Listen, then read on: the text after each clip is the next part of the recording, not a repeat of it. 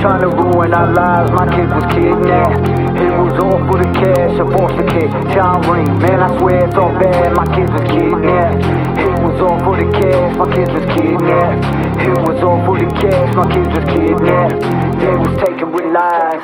It started with the way I looked, progressed to how I carried it. They couldn't stand a man like me, could understand what marriage is. Providing for my wife and kids the way that I inherited. Mama raised a man that don't know nothing but take care of the kids. How can they just come and take what's mine and I ain't caught a case? Never had with CPS, but still my rights were stripped away. Fighting for my right to parent cause I got tax upon my face. See through all your blatant lies, I be the one y'all love to hate. It's wrong what y'all out here doing, lying, taking people's kids. Breaking up a happy home cause y'all don't like the way we live. Long as we provide no abuse, then y'all should mind your business. I'm messing with my right to live. You're breaking laws, release my kids. Tired, I can take it, this is real and I'ma bear it all. Lawyers, they appointed me, never even took my calls. They falsified my drug screens, flat out lied and that and all. This whole case a cover up and they ain't gotta follow laws. Kidnapped, they was taken with lies. CPS telling stories trying to ruin our lives. My kids was kidnapped. It was all for the cash, I'm foster kid, child rape. Man, I swear it's all bad. My kids was kidnapped. They was taken with lies. CPS telling stories trying to ruin our lives. My kids was kidnapped. It was all for the cash, I'm foster kid, child rape. Man, I swear it's all bad. My kids was kidnapped. They was taken with lies. CPS telling stories trying to ruin our lives. My kids was kidnapped. It was all for the cash, I'm foster kid, child rape. Man, I swear it's all bad. My kids was kidnapped. Out for help. Come on, tell me, do y'all feel my pain? Watch my wife cry herself to sleep and I can do a thing. On the verge of losing it, swear I'm about to go insane. Praying that I have the strength to make it through another day. Can't begin to understand all the stuff my kids go through. The pain they feel or what they think for real. It's hard to bear the truth. Snatched away, placed with strangers. Broke me when I heard the news. Rotting in the prison cell for something I ain't even do. The fight is real and we won't stop. So all the kids is coming home. Playing games but they ain't know they dealing with the King of Thrones. Lawyered up, got a pit bull, yeah, now it's really on. He did take my family back and trust me, we don't stand alone. This right here's for everyone who going what we going through. Be the voice for all of y'all. The pain y'all feel, I feel it too. This is wrong, it's time for change. Pushing hard to make the news. Austin, Trinity, Kiara, Bella, Hope. Cam, this one's for you. Kidnapped. This song is for all of us facing the struggle. Our kids are being taken with lies and corruption. It's not just happening to me, it's happening to everyone all across this nation. I've seen it firsthand. I've read your stories, your letters, emails. I've read reports, actual findings. Seen it happening to my family, my friends, strangers.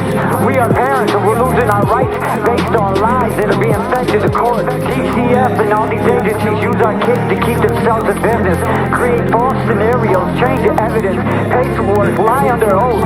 This has gotta stop. This is wrong. Kidnapped. Hi everyone, that was Young Prize 517, original music, and it's on YouTube. And I just watched the official video, and I feel a little choked up. It's kind of a landmark case that I'm covering today because my guest today, oh, by the way, welcome to the Porthole to Justice. It is May 5th, 2019, and I am your host, Amelia Duran. Welcome to the show.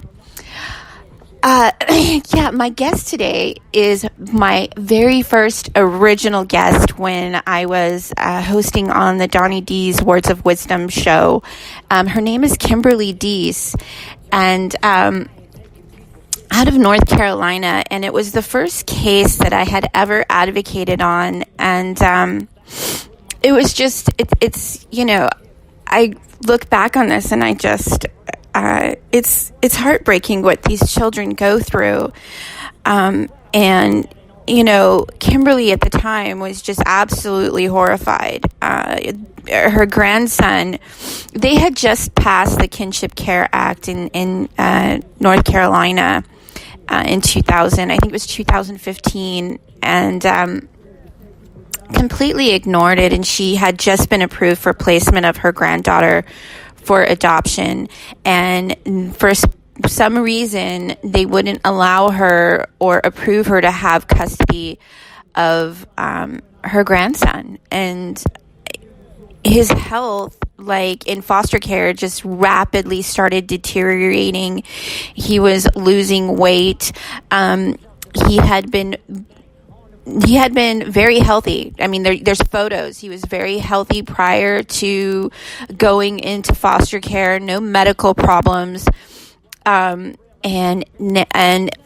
once he was in foster care, he started looking like he was starving.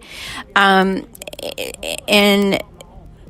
apparently he was, I think it's called failure to thrive, where the muscles start deteriorating. And apparently they created this condition. He wasn't eating properly in foster care, and so he developed a condition, and the foster parents started collecting disability for him. So, these are just situations.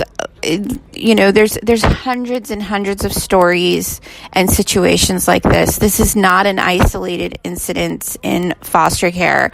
I had activist on my show. She's a teacher, Paula Flo, and she's been a teacher for 25 years, and you can go and look in the archives for that show, or I'll post a link in the comments.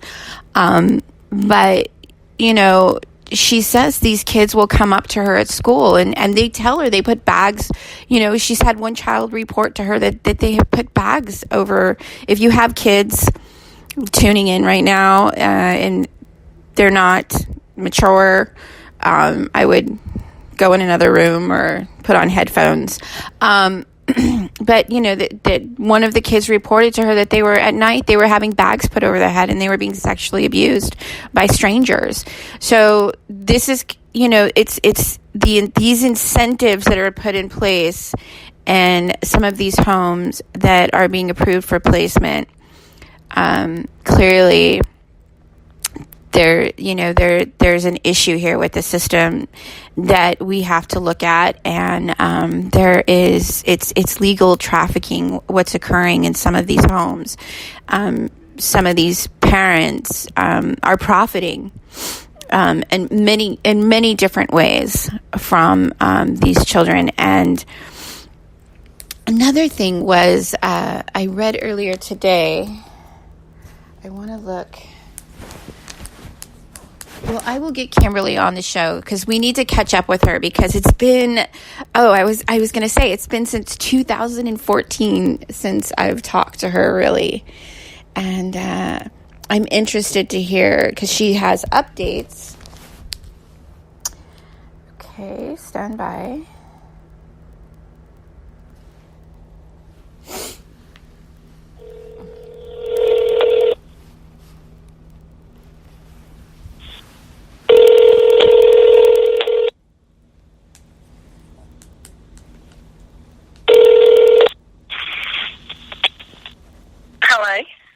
Hi, welcome to the Portal to Justice. You're live. Hi, how are you? Hi, I'm good. How are you doing? Okay, I'm trying to figure out if I should put in my headphones, if it would work a lot better or what, because I can't hardly hear too good on the phone.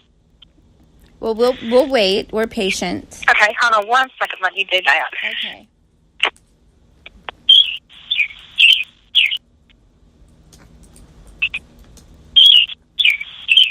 Okay, and now you can hear me? Yes, I can hear you. Okay, now I can hear a lot better. All right, sorry about that. Kofifi's trying to get on the show. He always wants to join when I'm live. Oh, yeah. So Kofifi is my cat. My do what now, honey? Kofifi cat. He's a... Hello?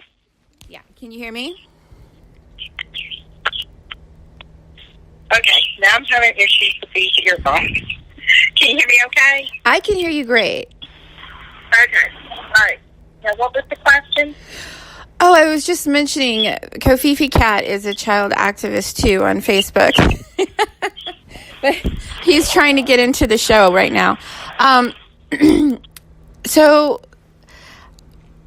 I haven't okay, I know that a lot has happened because we haven't really discussed your case since like 2014. Right. I gave a brief introduction. You know, Malachi was originally brought into foster care because there was some false allegations that were made against your daughter, right, at the time? Yeah, yeah. And they actually removed him because just an accident that happened on a toy in your backyard, right? Right. Did you want me to do a little summary on what happened? Yeah. Could you? Okay. Yes. My daughter and her husband are interracial couple, and mother-in-law. Am I allowed to name names? It's up. I don't know. I mean, okay. Anyway, if the case is closed, I'm sure it's okay. But it's up to you. I would use your own discretion. Okay. The mother-in-law, Rika Hill, did not want my daughter married to her son. That's how it all started. And when my daughter ended up getting pregnant, she wanted her to have an abortion, which, they were already married. Well, when abuse came upon my daughter by her son, and she put a restraining order on him, she went into court and won child support and also a year's protection order. And the mother-in-law did not like that at all. I mean, she told me no white woman's going to make her son pay child support. Okay? So she's the one that really started all this. But anyway, to get back to the incident that happened to Zachariah, my grandson, is that we were having a cookout at my house, and my daughter and her boyfriend at the time, because she was separated from her husband, had came over. They put Zachariah in a wagon. He only had on a diaper and a short sleeve shirt. Well, at the time, people didn't know that the wagon belt was hot, and the baby started crying, and Heather's boyfriend was riding him around in the wagon, and he was screaming and hollering, and there was other kids in the wagon. I couldn't understand why. I figured he might have been scared. But anyway, they took him out. He went to his mother. He walked over to his mother and stuff. But within that weekend, he was supposed to have a visit with his father. And then when he had the visit with him, the mother-in-law took my grandson to the hospital.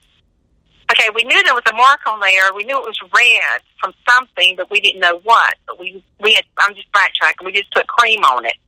And at the time, my daughter had gave her mother-in-law cream for his leg, because we thought it might have been a diaper burn or something like that, rash or whatever. But at the time, we didn't know it came from the belt buckle on the wagon, which is in the story, which matches completely. I had to figure all this out in order to put the puzzle together. Anyway, she took the baby to the hospital, saying that my daughter had intentionally burned her grandson. So there was an investigation going on. The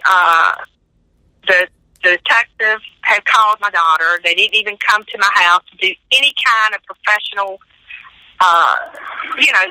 investigation. They didn't look. They didn't talk to anybody in the home. No nothing, which is kind of shabby, if you ask me.